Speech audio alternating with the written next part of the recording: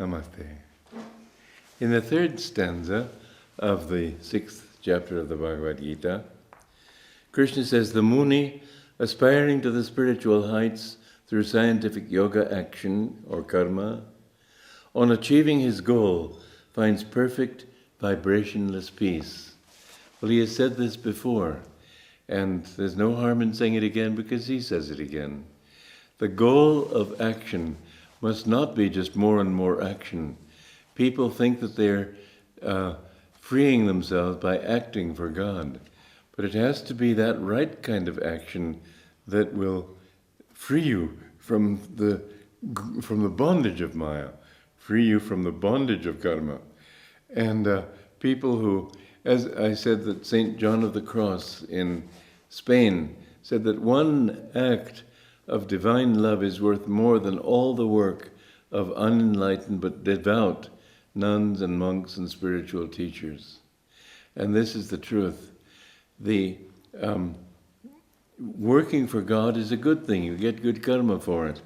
But that good karma, you can't get to God just through good karma. It's karma, and it will go on and on. Its ramifications are endless. So what you need to do is go beyond action. But how will you go beyond action? Whatever you do, don't think, well, God must be pleased with me because I've built all these hospitals, I've built all these mandirs, I've lectured to countless millions of people, I've done so much in my life. You know, I have done many things in my life.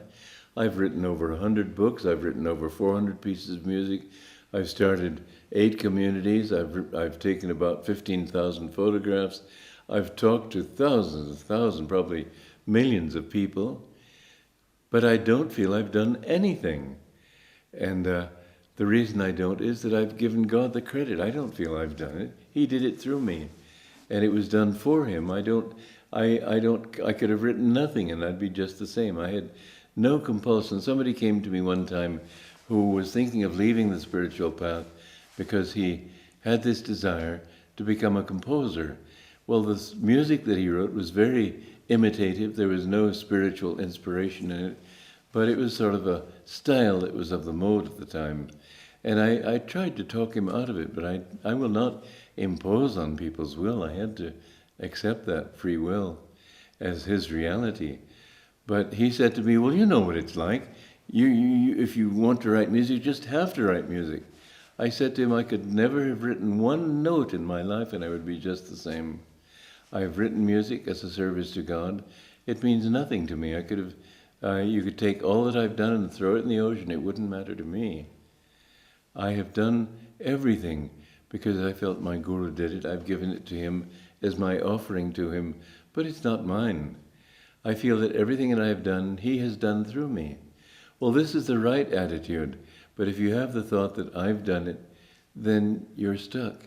So yoga and sannyas are basically the same thing, because the whole thing is to give up. The part of the techniques of yoga, apart from breathing exercises and so on, are just this, to feel that God is doing it through you, to give your ego up to him. And yoga only accomplishes in a realistic way, a practical way, things that otherwise mere affirmation, if it works fine, but if you can't understand how to do it, then how do you do it? For example, you concentrate. You don't know how to concentrate. Some people say that what it says in the Gita, concentrate at nasikagram, at the beginning of the nose. Some people think that it means doing this.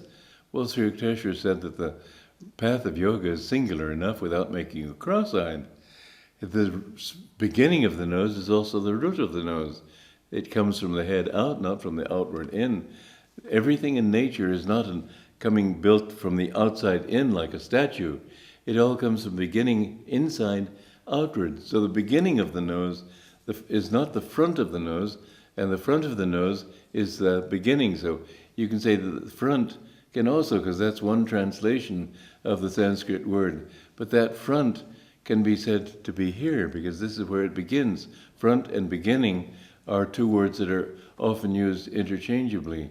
So Krishna is saying concentrate here, because this is the positive pole to the medulla.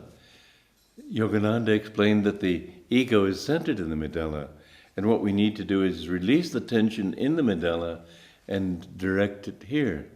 So in meditation, it would be good to concentrate here in the back of the hand and relax that and look at this spiritual eye, or at this point between the eyebrows, and gazing into that, gradually you become that and your energy becomes shifted. The more you develop spiritually, the more you feel that your actions originate here.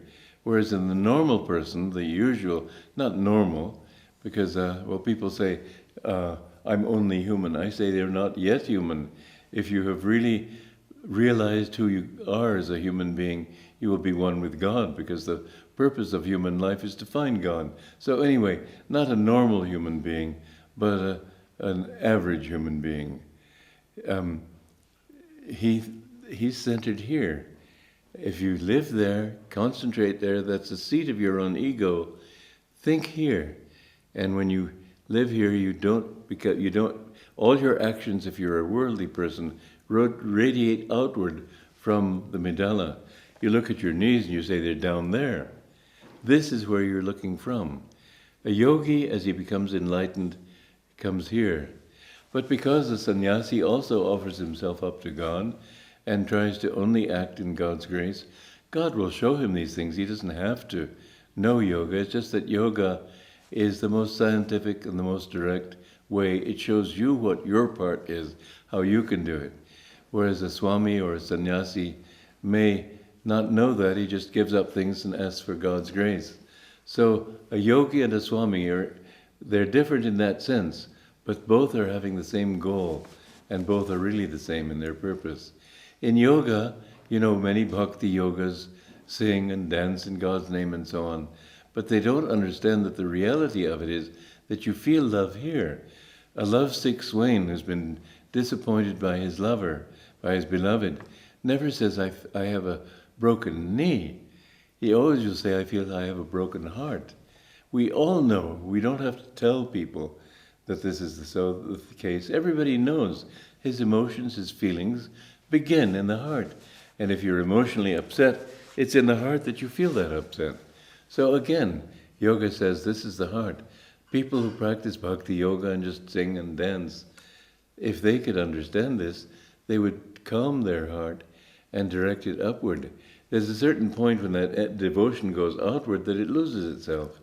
But you go to the source of it. You bring that, as it says in Srimad Bhagavatam, think of the heart as a lotus and direct all of its leaves upward to the point between the eyebrows. So the teachings of yoga deal with things that we all know. They're not strange things. It's not magic. It's just dealing with certain realities that all of us recognize in certain ways. And we know that by practicing them, we can get more than if we don't practice them. For example, if you feel that you are happy, you know that your energy is coming up the spine. When you're unhappy, it goes down the spine. And when you are happy, you look up, you smile, you sit straight, walk lightly. Everything seems to be going upward. We all know that. I don't have to tell you this. And when you feel depressed, then your energy goes down, you slump, you frown, you lower your corners of your mouth, you look downward. Everything is heavy. So again and again, all the teachings of yoga, without any exception, are based on simple facts of human nature. And this is a science that was discovered, not invented, discovered by great yogis thousands and thousands of years ago. And your goal is to try to perfect yourself. Well, if you are seeking God, then certainly you will find it easier if you work in cooperation with your own way of being, with who you are. We have to go upward. We think of up and down. We think of heaven as up above in the skies, hell down in the ground. Well, the people on the other side of the world, from America, that would be Australia. From here, it would be America or somewhere over there. We don't find that the people on the other side of the world are walking upside down. To them, it's right side up too. There's no up or down in the universal sense. That which goes outward from the world, or that which comes up in your body, that is up, and that which goes down in your body is down. So the battle of Kurukshetra and the whole teaching of the Bhagavad Gita is directed toward raising this energy in the spine, from the lower chakras to the higher chakras, and finally in the Sahasrara to merge in the infinite. So Krishna is trying here again and again to help people to understand that the aspiring to the spiritual heights through yoga on achieving, you find perfect vibrationless peace. You go beyond action. And the way to go beyond action is not to do good works. One act of divine love is worth all the good works that people do in this world in the name of God.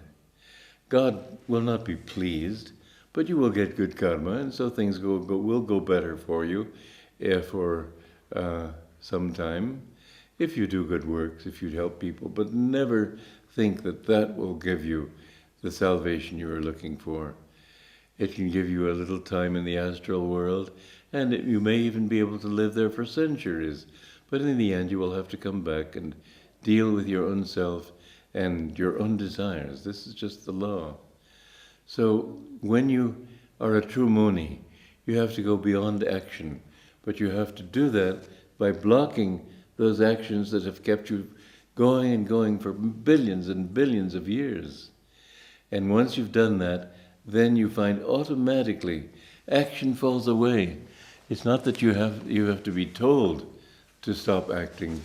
Then you find that your real action is inward. The Ram Gopal Majumdar in Autobiography of a Yogi was a fully liberated saint.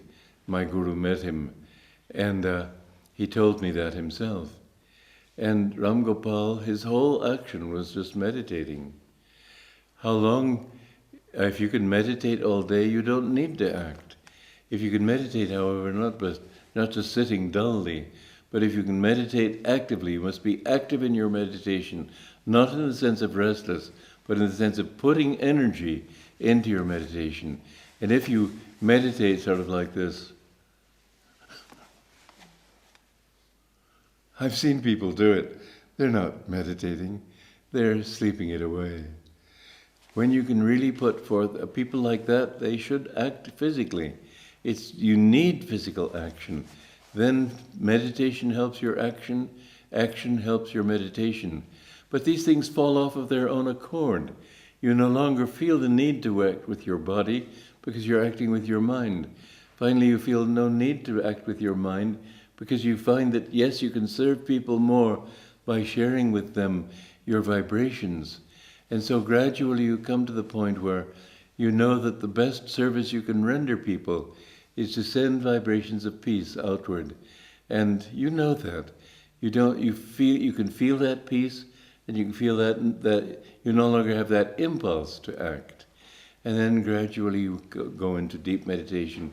Many people criticize yogis and hermits and so on, thinking that they're not doing anything for mankind. Well, in fact, they are doing very much for mankind. There's a story in the Old Testament of the Holy Bible in which Sodom and Gomorrah, they're very worldly and full of evil, and God has decided to destroy them. They've performed too much evil and they must be destroyed. It says the planet itself is finished, it is destroyed for one of two reasons. Either all of its inhabitants become evil, or all of them become good. But in this case, Sodom and Gomorrah were evil. But a prophet said to God, but if they're righteous men, if I can find 50 righteous men in Sodom and Gomorrah, will you not forgive them for the sake of these few? And God replied, for the sake of those few, I will save the whole city. And then he tried to find them. There weren't even 10 people. God finally said, if you can find 10 people like that, I will not destroy it. They couldn't find even 10 people. But what I'm saying means when I come down to the hermits, Those people who are in the Himalayas meditating are emanating vibrations through the world that are uplifting mankind more than man knows. If it were not for the saints in this world, if it were not for the avatars who come periodically, this planet would just go downhill. It isn't the warriors, it isn't the emperors, it isn't the laws, it isn't the new systems of politics, the democracy or the communism or this thing. Those have no power. But those saints who live in this world, they are the ones who uplift with their vibrations in a way that people can't understand, but it's true. And even in warfare, it's often saints who take part in that. The Aurobindo and also Master said that when Hitler was creating World War II, they sent that thought into Hitler's mind to invade Russia and to invade the West. And so he split his front. And by splitting his front, he weakened himself to the point where he could be destroyed. And when North Korea invaded South Korea, Master said to me that I myself put that thought in President Truman's mind to defend it, because I saw that otherwise communism would come in and bring its atheistical philosophy into Japan and gradually through the Aleutian Islands into America. It had to be stopped. So the masters, even on a practical level, take a keen interest in worldly affairs. But one time there was a master sometimes would go by a section in Los Angeles that has many bars. He would just go up and down silently. You knew that he was sending out vibrations to those people to try to help them. The real help that saints give to this world, it's on a higher level than action, but it's on a much more real and much more important level. So the more you can go into meditation and into God, the more you will help all humanity. Joy to you.